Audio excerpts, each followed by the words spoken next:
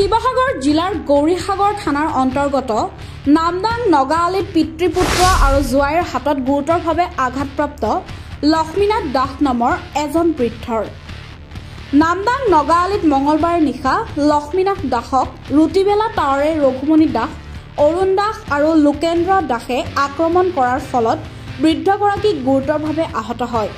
বৃদ্ধগৰাকীক উন্নত চিকিৎসাৰ বাবে ডিব্ৰুগড় মেডিকেল কলেজলৈ প্ৰেৰণ কৰা হয়।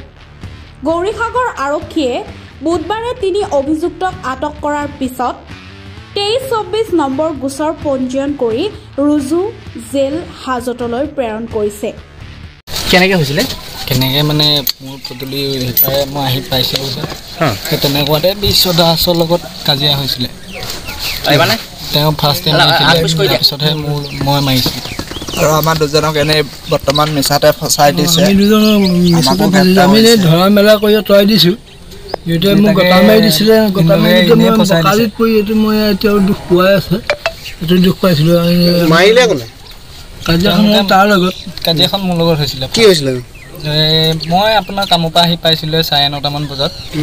9:30মান বজাত কামৰ পৰা আহি পোৱাৰ পিছত মানে তেওঁ পদূলি মুখতে মোৰ পদূলি সিটো পাৰে অপজিট চাইডে লগ পাইছিলে। তেওঁ লগ পাই মানে কোন হয় বুলি সুধি ৰখি থাকিলে, মোক ঘোচা মাৰি দিলে।